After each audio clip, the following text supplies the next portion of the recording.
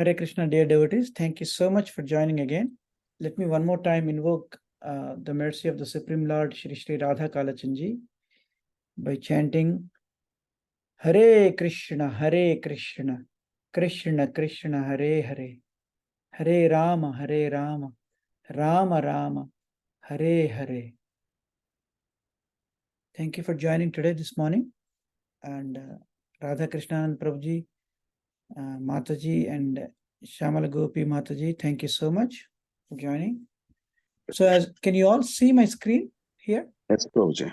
Yes, Can you Prabhuji. see this Shri Gundicha Mandiram Atma Vrindai shloka? Yes, Prabhuji. Thank you. So let's actually recite this shloka. Shri Gundicha Mandiram Atma Vrindai Shri Gundicha Mandiram Atma Vrindai Samarjayan Kshalanta Sagauraha Shamarjayan Shalayantah Sagauraha Svachittavat Chitta Chitalam what it's actually Vak Shitalam. Okay. Svachittavak Shitalam Ujvalam Cha Svachittavat Shitalam Ujjalam Cha Krishnopavesha Upaikam Chakara Krishnopavesha Upayikam Chakara. This is actually the first shloka of in Sri Chaitanya Charitamrita, Madhyalila. I think if I'm not mistaken, it's 12th chapter, I think. This is, the chapter is entitled like, the Lord actually cleanses the Gundicha temple. So let's actually read the translation. Shri Chaitanya Mahaprabhu washed and cleansed the Gundicha temple with his devotees and associates. In this way, he made it as cool, that is called Shitalam. Shitalam means cool and calm. He made it as cool and bright, Ujjwalam, as his own heart. And thus he made the temple a befitting place for Lord Shri Krishna to sit. So such a beautiful analogy, right? So the Lord, Shri Chaitanya Mahaprabhu, is cleansing the temple, right? We see in this chapter the details of how he made teams of all the devotees, and he gave instructions for each of these teams to go in different corners of the temple, and how to collect all the dust, and then clean it, and then remove all the dust, right? So here, Srila Krishnadas Kaviraj Goswami is making a very good analogy of how the Lord was cleansing the physical action of cleaning the Gundicha temple, to how it is applied to cleansing one's own heart. And he gave an opportunity for all the devotees and associates to enliven their own Ujjwalam, to brighten up and cleanse their own hearts, right? So I want to make this as the premise of today's discussion. The discussion is called saying no in the service of Krishna, right? Generally we say yes. If somebody, some Prabhuji or Mataji comes and gives us a service, we always want to say yes to service in the service of Krishna. We want to do all kinds of services. And that is true, as the shloka is saying, we cleanse our hearts. The ultimate goal is to clean our heart so that we actually protect the throne. Imagine in your heart, every day, this morning, you must have been chanting Hare Krishna, Hare Krishna, Hare Krishna, Krishna Krishna, Hare Hare, Hare Rama, Rama Rama, Hare Hare. You have been chanting that. What is the end goal of the chanting? The end goal of the chanting is so that we actually do a Gundicha Marjana in our hearts. In our heart, the Supreme Lord is seated. And we are placing a throne on which the Lord is sitting. Now, to protect the throne in our heart of the Lord where he's sitting, we clean and we do these things. We follow the 4 regulative principles. We took a Diksha from the Shri Guru, our spiritual father in this world. And we take a vow that we follow the 4 regulative principles, right? No meat eating, no intoxication, no gambling, and no illicit affairs, right? We avoid offenses. We chant the holy name. We especially avoiding offenses to the holy name itself. There are 10 offenses to the holy name. And then bigger important thing is to avoiding offenses towards Vaishnavas, right? We nourish our spiritual life by hearing Krishna Katha. We serve the Lord in the temple. We chant. We do all these things. The end of the goal is what? So that we actually become brightened in our heart. We cleanse our heart so that we take care of inviting the Supreme Lord into our hearts. Now, as a part of that, we generally say yes to every single service that comes our way. Now, I want to give a scenario of a life of a busy bee. You must have heard of this, life of a busy bee, right? If you look in the urban dictionary of who is a busy bee, it's basically the people who love to always be active, engaged, always doing some work or the other, right? In Krishna consciousness also, we how many times, at least I have come across many devotees who actually they have been practicing Krishna consciousness for many, many years. But when you look at them, they're very tired, very, very tired, and you don't see energy. There's no more energy. They can't move on, but they become little insensitive to some of the greatest things that we could cherish in life in general. Sometimes we miss that. And it could be one of us, or it could be we are seeing in one of our friends, or in the friend circle, or in other devotees that we are, the peer devotees that we see in life, right? So in Krishna consciousness, we keep ourselves busy. We are shuffling between multiple projects. You do tons of seva. You go run to the temple, you do that, and you come back, and then you go on a book distribution, and then you come back, and then you take your child to a swimming class, and while you're doing that, then you again do attend a online phone conference call, like how we are doing right now, right? So we do lots of seva. You attend every single program that comes our way. You have Griha Pravesham going on. You have a small child, a child going to a college ceremony, birthday ceremony, this thing, that thing. Even in the name of association, many times we actually do only social gathering. It appears to be like association. It is actually in the devotee community too. But guess what?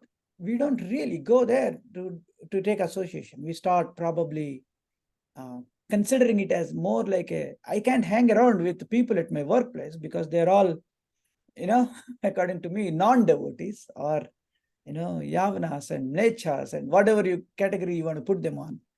So you associate with the devotees, but then what? That is not association. It's just a mere social gathering, and attempt every single seva that comes up. And as a result, what happens over a period of time, this gets repeated day after day, week after week, month after month, year after year. And after you do this for 10 years, 15 years, then you get drained. And when you look back, did you achieve something? Did you make any value? Did you make a move in what the things that you really care for? No. I've been busy, but at the end of the day, my heart is not cleansed. My chanting is fully distracted. I can't seek purity in my heart, nor I can seek purity in my activities, and I go clueless. And that actually makes the situation even worse. So this is the reason Krishna consciousness has to be executed with utmost care, with utmost guidance, so that we actually understand our own. So how do we contribute anything in life, right? Somebody comes and asks us to contribute. Generally we are contributing by in the form of either money, or in the form of time, or in the form of energy, right? What is money, right? There's somebody, let's say there is a seva, or I have to purchase some garlands, flowers for the seva of the Lord. So I may engage money in that sense. I may have to go clean, the utensils in the kitchen, or I may have to go some seva, then I'm engaging my time, I have to travel, and then put actually physical energy into it. This is how we typically contribute anything, in whether in whatever realms of your life, whether it is in your spiritual realm or in your corporate world or in your day-to-day chores that you do, you invest your time, you invest your energy, you invest sometimes money and things of that nature. Now, when you do this, when you become extremely busy bee and you've been continuously working on so many things, every single program, every single seva, every single project, you want to be in the eyes of everybody. And then you give all these valuable things of your life, and yet you become extremely clueless. You don't have no idea. Did I add, after when you look back after years of your so-called busy bee seva, did you achieve things? Did you really nourished, like how this Gundicha Marjan, when the Lord did that, in this way, he made it as cool and bright as his own heart, right? Did I do Gundicha Marjanam of my heart, right? So that is where you can actually employ the power, the tool called power of saying no. Believe it or not, saying yes is what we've been doing. And it is, you have to say yes to the right things in the right context. But you can also employ this tool called power of saying no to preserve, to really value what you really value in your spiritual life, especially, right? But the power of saying no is really what you're actually saying yes to yourself, yes to your own priorities, yes to what really matters to you. And in doing so, in fact, the world around you, the people around you, the devotees around you, the friends around you, the family members around you, sometimes they actually make you feel that you are the bad guy. They make you feel it's all about guilt. So do this. You have to do this. When you employ this tool of saying no, you are actually understand that you're actually saying no to yourself. You're saying yes to yourself. You become the priority. You become what matters to you is what matters to you. And that is what you're saying yes to when you're saying no, when you're employing this tool. So do this with honesty and politeness. No more guilt. And you're not sorry about it, right? So how do you do that? You are actually shielding yourself. And you are basically opening up an opportunity for long-term gains and trading your short-term gains for the long-term gains. That is the power of saying no. Now let's actually see, what am I saying no to, right? Let's understand that. Actually, what do you say no to, right? You say no for what? So self-preserve. Self-preserve means what? Preserving your priorities, preserving your seva, preserving what you really want to achieve by taking to this sadhana bhakti. So that means we got to set the boundaries. For example, I am used to watching a movie on Netflix every single week. So that is like 52 movies in a given 1 year. Now set the boundary. Hey, you know what? That is actually totally taking away. Remember, how am I contributing? I'm watching a Netflix movie. That is, first of all, taking my time. On an average, any movie would run for, a documentary would run for about 2 hours. I'm paying subscription of $15 for Netflix subscription. So my time is gone. My money is gone. My energy is gone. Because I'm watching on a Friday night, after satsang also, the so-called satsang I do, I come back home, nobody's there for me to check on me. So I'll go into my movie theater, put on the Netflix and watch the movie. So time gone, money gone, energy is gone. Because why? It immediately disturbs my Saturday morning.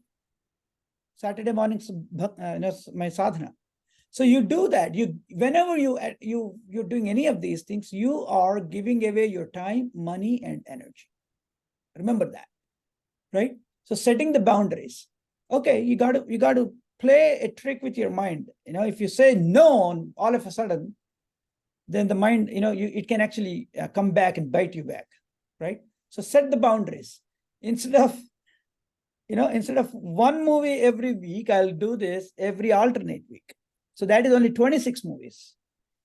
Then eventually, you slice that down to 13 movies. Then you slice that down to 6 movies. Then you slice that down to one movie and then no movie, right? You got to atomic habits again. You have to employ those techniques. Self-preserve. You are doing that to set boundaries. You're setting boundaries of where, your own boundaries. And your boundaries are also both internal and external. Set the self-respect. You need to respect yourself, which means you need to respect your time, you need to respect your money, you need to respect your energy. When you respect your own energy, time, and money, then you can preserve yourself. You're saying no that any activity that accelerates further anarthas. You are also saying no to the authorities. Because if that authority is giving an instruction that could actually take you away from Krishna consciousness, you need to again preserve yourself. You have to say no to authorities too. For example, you have only 8 hours. You're already engaged in services. And a senior Vaishnava or even a temple president comes and asks you to do another thing. And you need to then weightage. You got to give the weightage of what is the priority for you. If you're already engaged, if you're doing a bigger task that is contributing more than a specific service being asked, you may have to say no. Now, that is a bad example. I mean, that's not an example that I'm talking about here. Especially, there could be an examples where things could be actually taking you away from Krishna consciousness. In Srimad Bhagavatam, in the pages of Srimad Bhagavatam, can anybody cite me an example of a person who rejected the authority to preserve Krishna consciousness?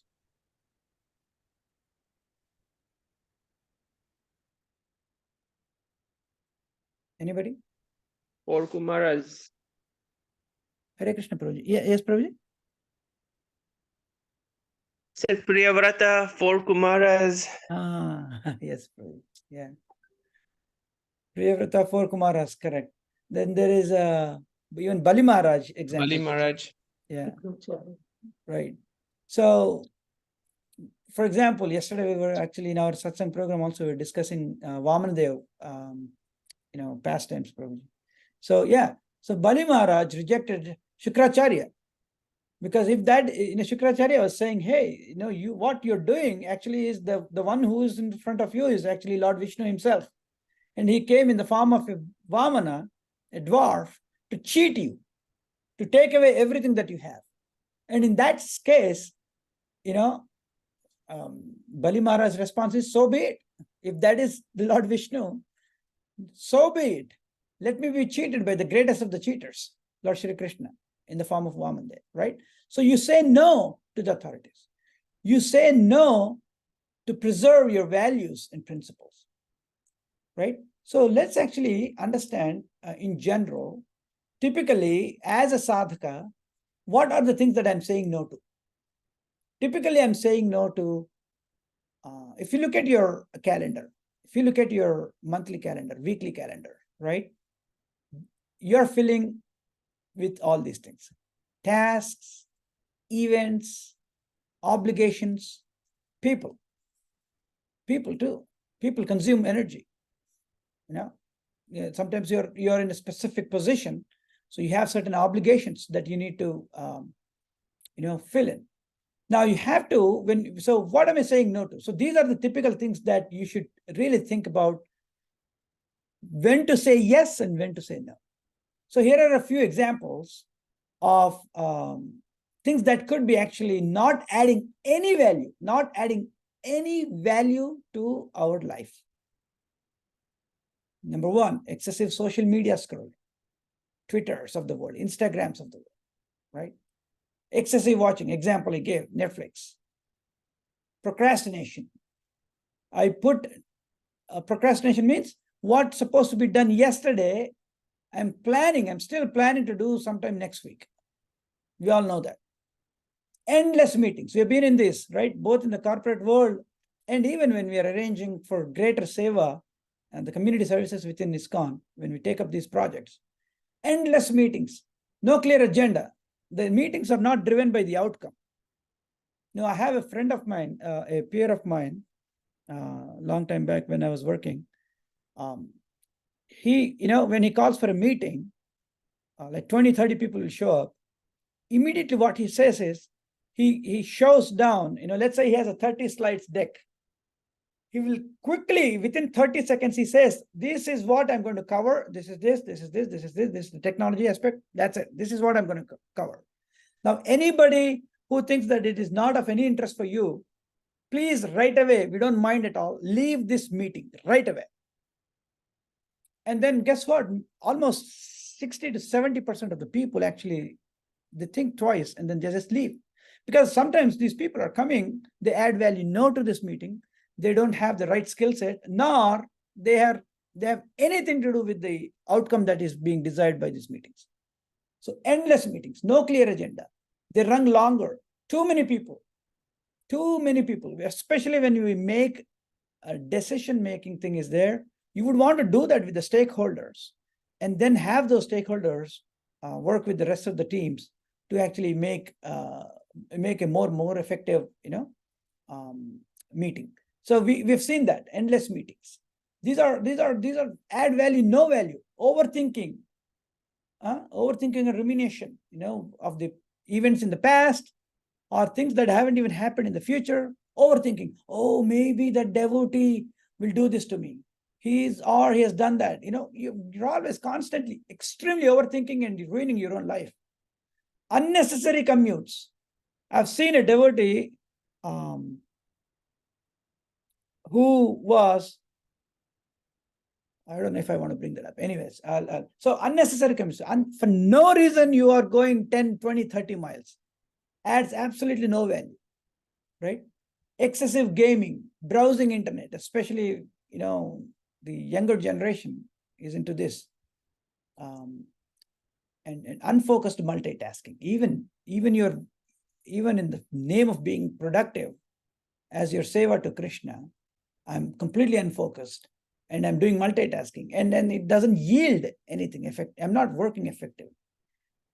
And we have seen this excessive shopping and even window shopping. I know once a devotee of mine, a friend of mine, was telling like, hey, my wife has gone to India, Vrindavan Yatra. I have nothing to do. I'll go and walk in the mall chanting. And my walking bhi ho jayega or my chanting bhi ho jayega. But in that process, window shopping started and started buying electronic gadgets, collecting a lot of electronic gadgets. Anyway, so we see all kinds of these things. So when you're saying no to these things, tasks, events, obligations, people, right? So to be able to say no with utmost honesty, remember we talked about it, right? Honesty and what? With politeness. We don't want to burn the bridges. We want to be polite. At the same time, super convinced when I'm saying no, even to a senior Vaishnava. I am super convinced, and you do not feel guilt of saying that. Oh, I said no and I feel bad about it. Absolutely not. So now to arrive at that, you need to understand your value system. And I'm not going to bore you all with this. Probably we can do a quick, I'll quickly browse through how to do this. But this itself these are some of the thoughts that I put together, but this itself can be a huge session by itself. And it can be a little abstract and little boring, and also given the time that we have. So I'll quickly browse through this, right? You have to develop a value system. What are the values? What are the things that you value in your life? So let me put a simple question to you all. And I'll also do this here. I also have a pen and paper. So let's actually, including myself, take about a minute now. Among all the things in Krishna consciousness, Srila Prabhupada gave us this forum where we can bring our skills, our talents, so many things to the platform, and then still be able to render service to the Lord. So there's so many things. There is Krishna Katha is there. There is Kirtans are there. There are opportunities to render, seva in many fields, arts, skills, physical work, monetarily, so many ways. So just introspect for the next 30 seconds or so. Write top 3 things, and I'm also writing here myself, and you don't have to disclose that to anybody. Top 3 things that you love the most, that you think will add value. When I say this word, that it will add value to your spiritual life, that means you really feel that you're nourished, you really feel that you feel very happy, and you feel that you are actually making progress. And this progress is not in the eyes of the world. This progress is not in the eyes of people around you, but this is the progress that you think. For example, I'll tell you a simple example. There are so many tempting situations in our life. So many tempting situations. For example, that Rasgulla that comes in front of me on Radhashtami Day or Srila Prabhupada's appearance day after Janmashtami. That day, the feast is amazing.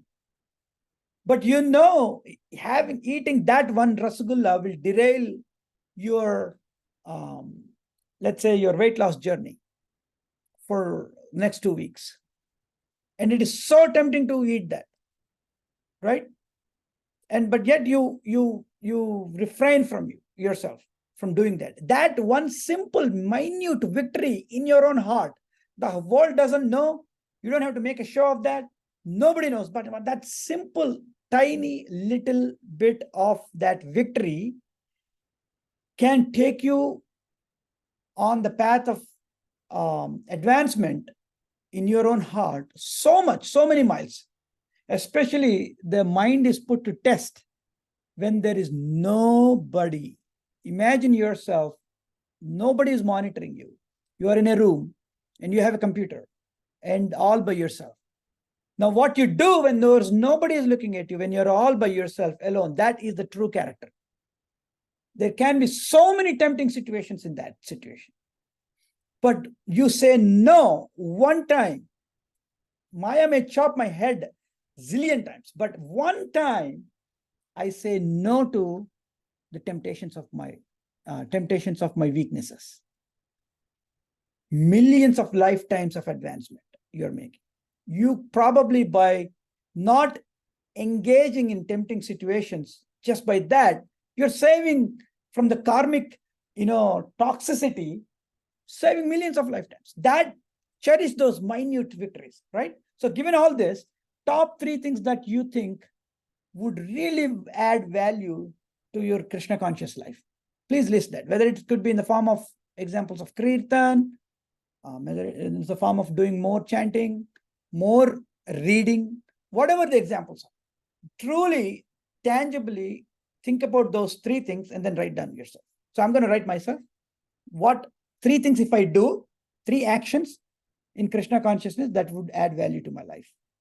And I can make my progress. Your time starts now.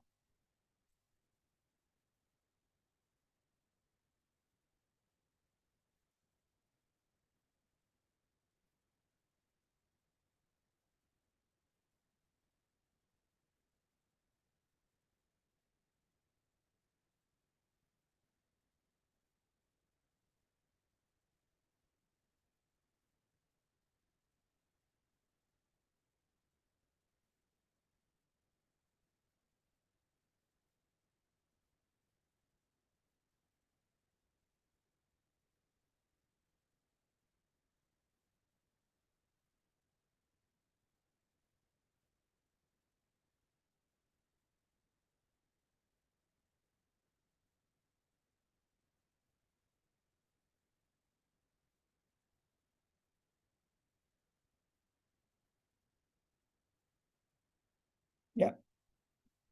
So again, this, whatever the notes that you're writing, please preserve that for yourself. You don't have to share it with anybody, but reflect on that. So anything that distracts from this, I hope you're all done. Yes, Prabhuji and Mataji? Yes, Prabhu. Can I continue? Yeah. Yes, Thank you. Prabhu. Yeah, thank you. So now look at that. So now look at that. So I'm going to skip on this in the interest of time. Let me quickly see if there is anything that I want to highlight. Your values are the things that you believe are important in the way you live and work, especially in the Krishna consciousness context, same thing. They should determine your priorities. Whatever that you have written, those three things, the top three things that you think that will further advance you in Krishna consciousness, preserve those three things. Put it on a card and put it, or digitally take a picture and continuously reflect on that. Anything that takes you away from those three things for the next 1 month, let's say 4 weeks, think of it as a distraction, right? They should determine your priorities, and deep down, they are probably the measures you use to tell if your life is turning out to the way you want it, right? So how to define them? Generally, there is a process, and again, this I gathered from one of the self-help kind of a book, right? I didn't invent this. Again, I don't know which book it was, but anyways, basically identify the times when you are feeling the most happiest. So reflect on these things. I'll give this as a PDF, so you can actually take these notes and then reflect in your time. See, the more introspective you become about your actions, your thought process, your decision making, right? The better and the quality Krishna conscious life we can have for ourselves, and in that process, then help and do better seva in the larger community too, right? So identify the times when you're feeling the most happiest. Identify in your Krishna conscious life, what were the times you felt the most happiest? What were the times when you were most proud of, right? That, oh my goodness, sometimes I get a feel, for example, when I go to example sadhu sangha, when I am in sadhu sangha, at times when we are at the peak of our kirtan, you feel that anything in this world I'm not willing to trade to anything in this world. Like, you get that feeling. Why? Because probably I love kirtan. Kirtan is my priority. For somebody it is chanting, for somebody it is reading Bhagavatam, for somebody it is simply learning shlokas, because learning shlokas are also powerful tool, for example, because that is the way to continuously remember the Lord and the messages of the Lord, right? So for each one of us, we have taste in different ways. So identify the times when you're most fulfilled and satisfied, and prioritize your top values. That's how you arrive at it. It's a 5-step process. Anyway, so I'll not bore you on this anymore. So we understand by writing that exercise of writing the top 3 things, we already understood what that is. So now let's look at, I think we did this exercise just now, right? List 3 things that you want to say no. Now that you have written the positive things, I want you to take the next 1 minute, okay? Now list the things that you think you want to say no to. Think of the things that can be challenging to the top 3 things that you have written, and think of it like what could challenge it. For example, I'm just throwing an example. Let's say chanting that extra 3 rounds, or chanting within my 16 rounds. If I'm not able to do all the 16 rounds in one shot, sitting at one place, let's say I'm only doing, I'm just throwing numbers here, right? Let's say I'm able to do 4 rounds continuously without any distraction sitting, but rest of the 8 rounds, you know what? I'll just do a walk, stand up, whatever, inattentive, basically. Let's say, right? So my progress is shifting that bucket, the numbers from the, inattentive bucket to the attentive bucket. And I'm trying to be very pragmatic here, and trying to be very practical. So instead of 4:8, right now I'm doing, no, sorry, not 4 and 8, sorry, 4 and 12, right? So instead of 4 attentive and 12, let me start doing additional 2 extra rounds, means 6 rounds of attentive sitting at one place in one shot, And the rest of the how many will that be? 10 rounds, right? 10 rounds will be your inattentive, let's say. So slowly increasing the meter on the attentive rounds. So for somebody, it is that chanting that could take you from where you are to the next level of your progress, right? I'm just giving all these examples. So now think of it, to do that additional 2 rounds of attentive chanting, what can be the distraction? What could be taking away? And when you do this, I want you to actually to make it easy for you, right? I want you to, can you guys see my screen by the way? Right? Yes, sir. Yes, sir. Yeah, okay. So think of a task, an event, an obligation, or a person who could be distracting you and taking you away from those top 3 things that you just written. Okay? For chanting, maybe my obligation is that I have, and again, I'm giving an example. For chanting those extra two rounds, by 7 o'clock only, because I work in a global company, I have a, agile, every day in a project meeting with my office people. So that could be taking away, but it's an obligation that you cannot avoid. But there could be an obligation that you can avoid too. So think of those in those terms, right? So I'm also going to do this. Deliberately, I didn't think through these exercises myself because I want to put myself also in everybody's shoes. So I'm also, as you guys are doing, I'm also doing this. So what are the 3 things that you want to say no in the next 4 weeks that can distract you from these top 3 things? Your time starts now.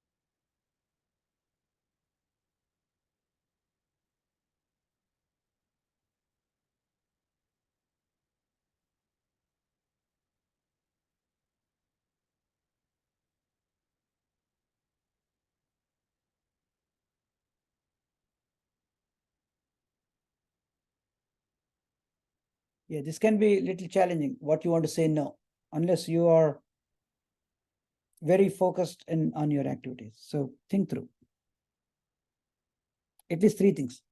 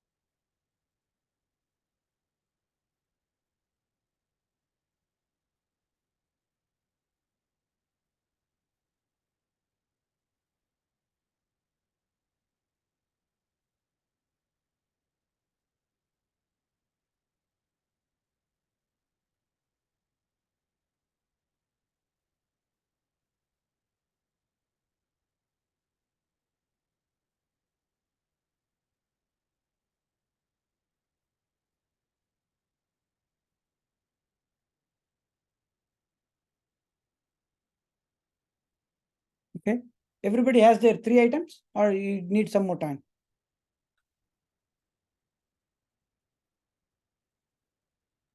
I'm good, Prabhu. Okay, perfect. Yeah. So think of it in terms of saying no to a task. It could be, for example, checking, mobile phone after 9 p.m., right? That will derail my morning program. That will derail my sleep patterns, right? and that may disturb me mentally too, for example. That's actually one of the biggest thing. Actually, now that I think I can add it as my fourth one. Saying no to mobile phones, smartphones after 9 p.m. Do not bring that one demon into the bedroom, right? So actually, I'm writing as a fourth one now that I'm thinking. So no mobile phone after 9 p.m., for example, is one thing. You want to say no to that, right? Things of that nature. Anything that falls into these categories. So now that you know your top three priorities, can anybody honestly say you have your top three priorities listed on your paper? Top three things that you want to do that will enhance your life? Yes? No? Yes. Thank you, Mataji. One confirmation. Yes, Prabhuji. And Yes, Prabhuji. thank you, Prabhuji. Yeah. And you also have now three things that you're going to say no. That is not going to add value. Probably it is going to waste your time. Yes? Or you're still working? Yes, Prabhuji. Prabhuji, Radhakrishna, and Prabhuji. Thank you, Prabhuji, for that. So if you don't have that, if you have listed only two or one, think through it all through the day. And then, you can have that recipe. So please keep this card with you, or take a digital snapshot. Here are a few easy ways to say no. Sometimes we live for others. I want to be, for example, I want to look good in the devotees. I care more about my version of how I'm reflected in others' viewpoint than how I look at my own self. So, very crucial. If you have the propensity to compare yourself, then compare yourself with the yesterday version of yourself. At times we actually, you don't want to say no because you don't want to look bad in somebody's eyes. And that saying yes will bite you back so much that it will actually take you away from what the values that you really care for. So here are a few tips of how you can say that. I'll conclude with this. You can start practicing. Start actually practicing saying no. Maybe start practicing on less significant things so that you can do it when you really need it. Less significant things like, for example, you go to a shop, you're buying something, then the guy comes by and says, hey, you know what? You buy these additional three things. Yeah, we'll give you 1 year subscription of whatever. You see that, when you go to Sabji Mandi and all that, they have these tables and they're selling more products. Say no there. No, thank you. They're the less significant things. They are not going to add any value to it. But that's a platform where you can actually afford to say no. So start practicing no, saying no in those less significant, so that when actually time comes when you are really getting used to that pattern and be able to say firmly no. For example, I said firmly no to a person whom I actually respect very much in my heart. I have utmost respect to this Vaishnav. And he actually asked me to do something that I with very politely, very humbly, I said, absolutely no, I cannot do that. And I begged forgiveness. And it was part of the seva, but I knew that I didn't have the enough skill set. B, it actually distracted from my own priorities. And I gave my, since that specific Vaishnava was actually a very worshipable Vaishnava for me in my heart, I had to give my reasoning too. I had to give my reasoning. But in general, when you understand your priorities in life, you don't have to feel guilt about it. You don't have to be guilty about it, right? Because you know in your heart what you're doing is right, because you have aligned yourself with a greater cause, with the values that really, of course, now I'm not saying that you act whimsically on all these things. I'm saying do this on within the realm of principles given by the Vaishnava Acharyas, right? So understand where you are, understand where we want to get to, and facilitate yourself, prioritize yourself, help yourself to help others. Help yourself to help others. Put the mask in the oxygen mask on yourself first before you can put it on others. That's how the flight attendants say, right? Tell us, put the mask on yourself. Same thing here. So I'm not saying deviate and run away from Krishna consciousness. We are doing all these things, including saying no. We are doing that as a service to Krishna. So be very mindful. If you are confused, if you do not know the priorities, seek help, seek guidance, and approach it with maturity. So start practicing it. Make a proactive plan. There will be, just like the way, in this greatest world of ISKCON, the beautiful home that Srila Prabhupada has built for us, he has opened the doors wide open to everybody. Wide open to everybody. That has both pros and cons.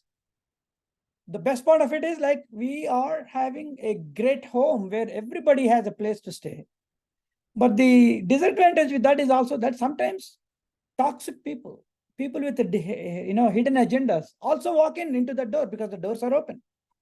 So sometimes, even in the garb of being a devotee, you will see, I have seen myself, personally, I have seen devotees or people who are in the form of devotees, involved in abuse, involved in all kinds of illegal activities too. Trust me, I have seen it. I have personally, I'll not go there. But anyway, so what I'm trying to say is, when you know that you are going to encounter a specific toxic person in your life, and that person is going to put you on the spot, that person is going to drain your energy, have a proactive plan of saying no. As soon as that person gives you a missed call, you know that, okay, yeah, something is up for the game. I'm sorry, I have to be very tangible here, and I have to give these things because nobody wants to talk about these things, right? So hence I'm actually bringing up. Proactively have a plan. Okay, as soon as this person is going to give you a call, or you know that he gave you a missed call and you have to supposed to return that call, have that antenna on immediately. Self-preservement. You don't have to react and say yes prematurely. Rather, you say delay. Delay is another thing. You don't want to say no, but you want to really think through it. See if it is really going to help you or not. If you don't know that, you don't have to immediately react to it. You can say that delayed. Prabhuji, or Mataji, I have to think through this. I'm going through some other priorities right now. Let me come back to you in a week, or let me come back to in 2 weeks. Do that, please.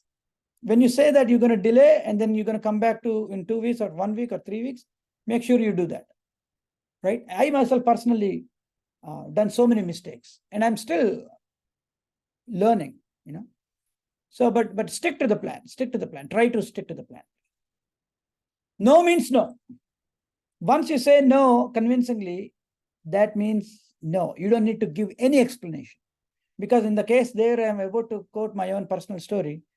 That Vaishnava is a worshipable Vaishnava, and I said no. And I had to give my rationale. And later, the Vaishnava, that senior Prabhuji understood what I was up to. That did not disturb my relationship with that person. So no means no. In general, you don't need to. No is a complete statement. No is a complete statement. You don't need to put a comma and then say because and all that. Because we want to look good in others' version. Just to look good in everybody's version, sometimes we lose ourselves.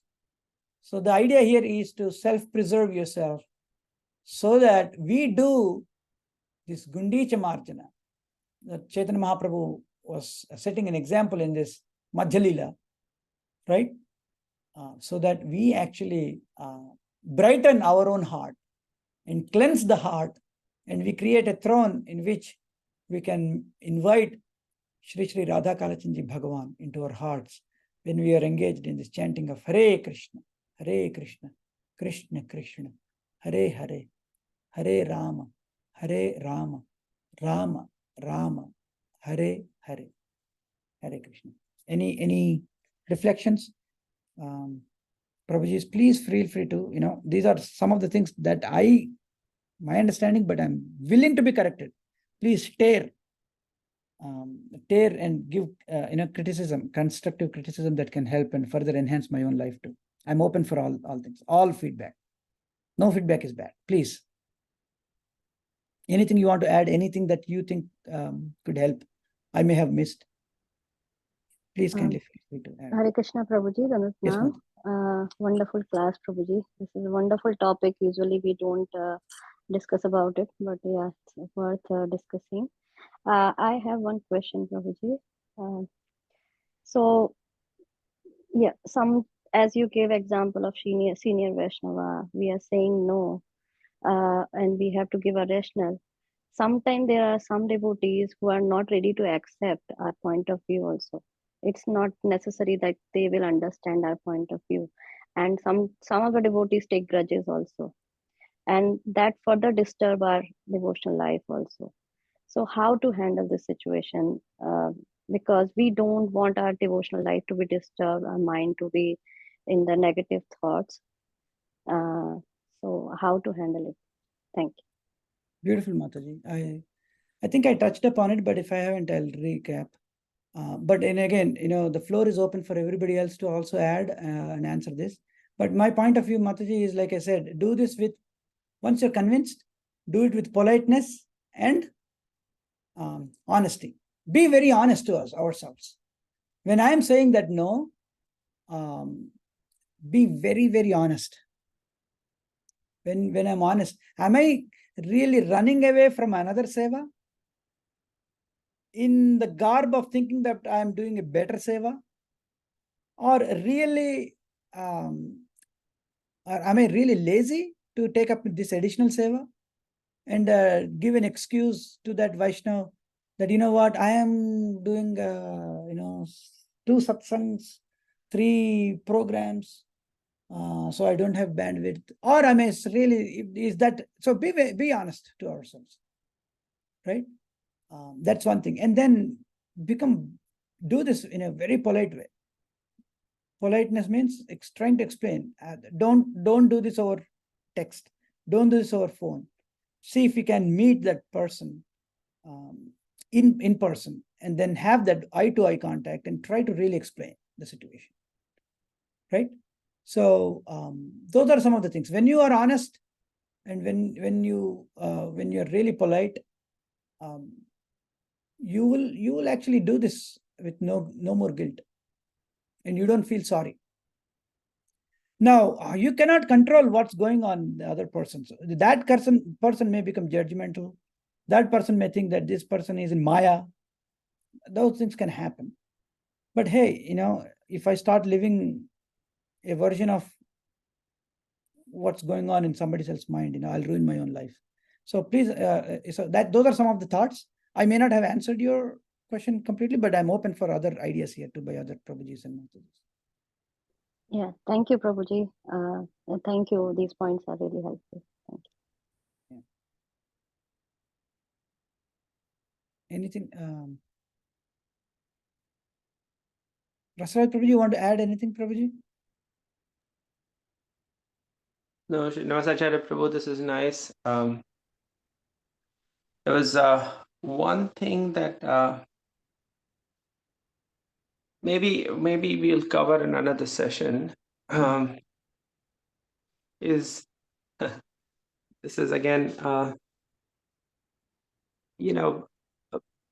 that as we mature in our Krishna consciousness, we have a better understanding of what our priorities are. So yes, always refine those priorities that we have written down. Always keep refining,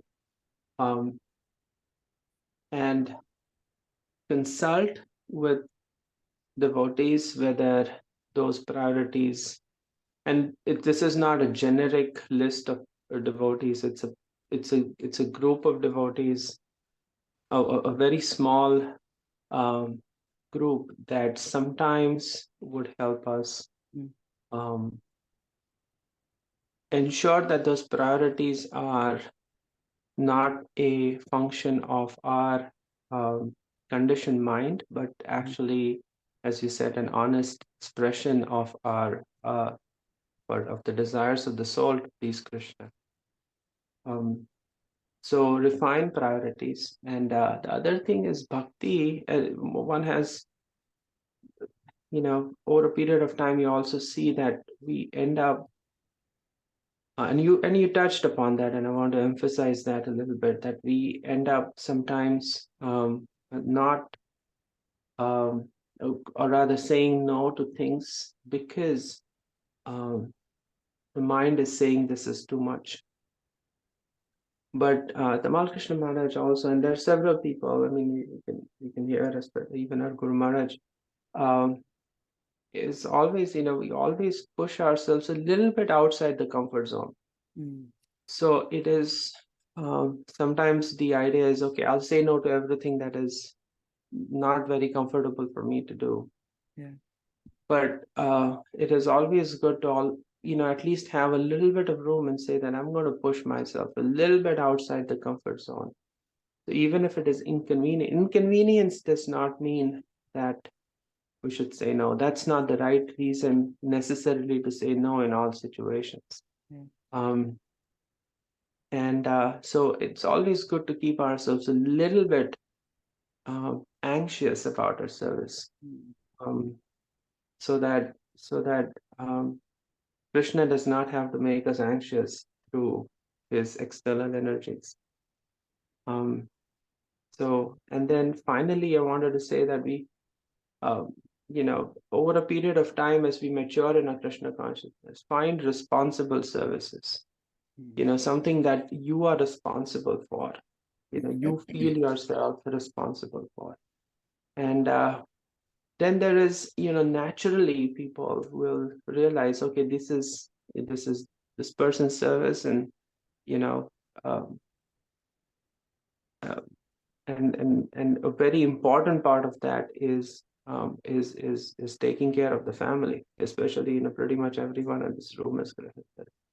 So for example, I'm just throwing this out there, we have mothers and mother and father and elderly that we need to take care of, and that's an important part of our devotional life. And sometimes we say no to taking care of the emotional, physical, spiritual needs of those that are near and dear to us, and in the guise of saying that my priority is now to do something extraordinary. Yes, I mean, setting up a book table, for example. I'm just throwing this out. But just the act of, as a society, as we mature and as we develop, people are going to not judge us by how many books we distribute, but how well we take care of our families, and especially those that are dependent on us. So keep that in mind also while we perform this very delicate walking on eggshells, for lack of a better word, or bubbles, act of performing bhakti. Thank you again, Srinivas. Wow, amazing, Prabhuji. Jewels, these are amazing. So thank you for giving this profound, introspective jewels for us to. So I'll repeat, I'll just quickly rephrase what Prabhuji actually added value here. Refining the priorities, that's amazing. Keep continuously refining these priorities. Consult with a trusted small group of advisors and kind of really ensure these our priorities are in line with our devotional practices, and ensure and validate that you're going in the right direction with that trusted small group of people, Vaishnavas, senior Vaishnavas, and then go from there. That's an amazing point. Refining priorities, and then extending a little bit, understand where we are, and understand what my comfort zone is, and then try to put yourself in inconvenience, so that you actually start extending yourself beyond your comfort zone too. And the other point is responsible services. Actually take responsible services, and as a part of that, do not run away from the familial responsibilities, like taking care of the elders as well as taking care of the children, the next generation too. So beautiful points, probably. So amazing. Yeah. Thanks for adding.